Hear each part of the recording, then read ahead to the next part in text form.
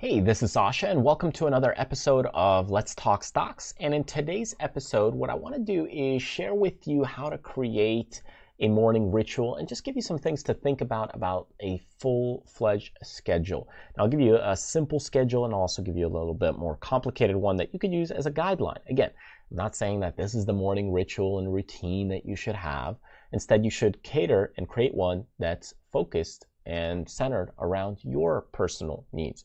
But maybe this will give you an idea or a little template to get started to planning out your kind of day or morning.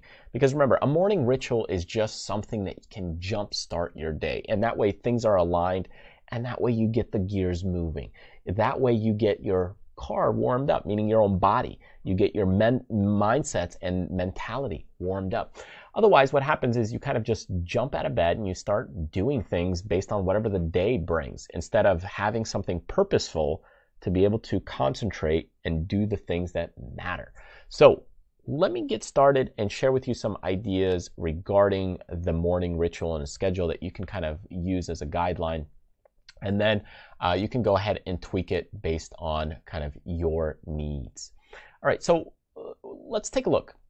When we look at creating a morning ritual or schedule for stock traders, we've talked about some previous ideas in one of my recent videos. If you haven't seen it, be sure to go back and take a look. And some of the things we've talked about was, when you're setting this up, think about appreciation and gratitude. As you wake up, this will make you feel a little more positive. I'm not going to go through each one of these bullet points in detail as I did in the previous video. So take a look at that video. But basically, there could be some mirror work or positive talk. You could visualize the why and the where. Set a daily, weekly, or monthly objective. Work on your physical health. Work on your mental health. And remember to balance those things out and give some positive love back to your community, other people around you, friends, family, and that just comes down to sharing and having that community. So all these things kind of create that positive energy around you, and it's more purposeful. So let's take a look at a little bit of an idea for you. When you start a morning ritual, don't do it so hard to, hey, I'm going to do these 20 things and I'm going to follow these precise timings to the T. Because you're going to fail at it, because it's a huge switch, right? It's kind of like, hey, when I start a workout or a detox plan, right? If you've never detoxed, if you loved eating meat and chicken, and now all of a sudden you want to detox and you want to go into a complete vegan diet, you don't just go cold turkey. It's very tough to do, and that's why most people fail at doing those things. It's kind of like quitting smoking. Instead, you slowly get into it, add in one or two vegetable smoothies or juices, add in a couple of salads per week, so you slowly get into it, and then eventually, your body transforms and your body's able to adjust. The same thing here. When you're starting a morning ritual, you don't just all of a sudden go from whatever you've been doing to all of a sudden, hey, let me totally flip the light switch. Some people can do it, and you might be able to do it for a short period of time, but not everybody has the endurance to stick with it. And that's usually, I find, the problem. So instead, start switching one thing and add a trigger to it. So for example, every time you go to the bathroom, it might be your trigger going to the bathroom to where you're doing now push-ups, if push-ups or physical health is important for you.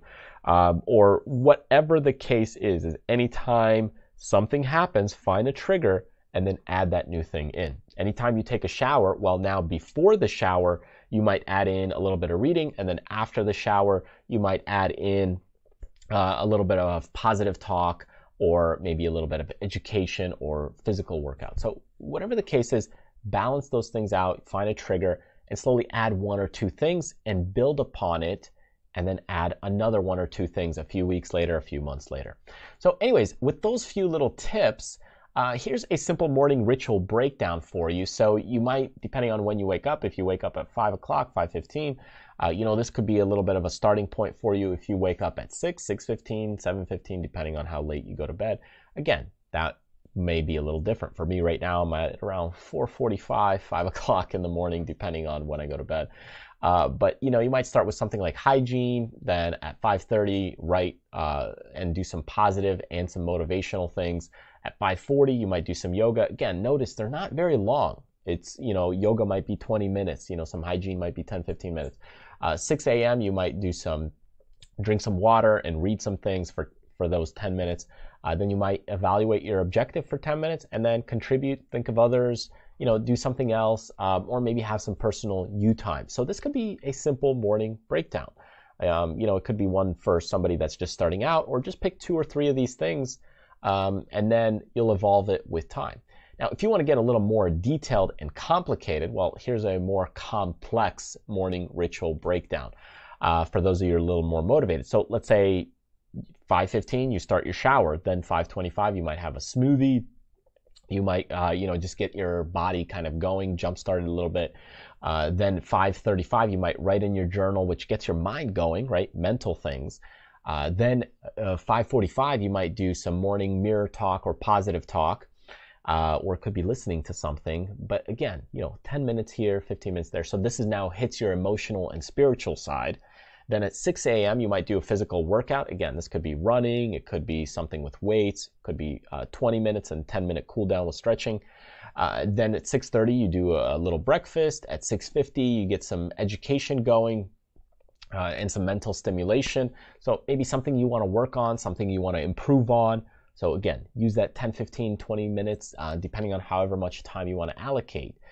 Then at 7:15, it could be evaluate your objectives. 7:25, realign your agenda. This could be your daily agenda. 7:30 could be you time for 20 minutes. Hey, this is just me time. Hey, I want to watch funny videos about cats, or I just want to play around on the computer, socialize, call your mom, whatever the case is, And 7:50 could be some more yoga and stretching, and then you get your day going after the morning. So this is a little bit more detailed, but you can make it as specific as you want or as vague as you want. It's just something for you to get started. It's not about, hey, this is the perfect morning ritual that a stock trader, a day trader, a penny stock trader needs to have. It's just about finding a pace that works for you. What are the things that are important for you? As I mentioned at the beginning or the earlier video that I shot, just find something that you can balance your physical part, your mental part, your emotional and spiritual part. Find a little you time. Get a little more positivity in there. You need a little bit more food intake, that energy there. All that helps out, and that creates that balance. And if you have those things and you slowly just build upon it, you can create a routine or ritual, if you want to take it a step further, that works for you. And you might not do this every single day. A ritual, means very, very important. It's way beyond a routine. But, once you start having kids, sometimes you might cut out 1 or 2 of these things or a couple of these things. And, your you time might get cut short. Your morning mirror time might get cut short. Your breakfast you end up having with kids, and sometimes there's things busy, and all of a sudden the rest of that is done. So at least you got the first half. Again, really just depends on your personal situation, lifestyle, but having at least a base idea and base plan gets you started on the right foot and out on the right side of the bed. So anyways, thank you so much for joining me. I hope you found this video helpful and insightful. Don't forget to check out the new book, Mindsets of a Master Stock Trader. Check it out at tradersfly.com and also rise2learn.com to get on the newsletter list to make sure you know when it's coming out, when it's released, and if it's out already, you can go ahead and check it out and purchase it since I'm pre-recording this video. Now, don't forget to subscribe on YouTube and on the newsletter list. Thanks again, and remember, do what you love, contribute to other people, but most importantly, live life abundantly. I'll see you next time.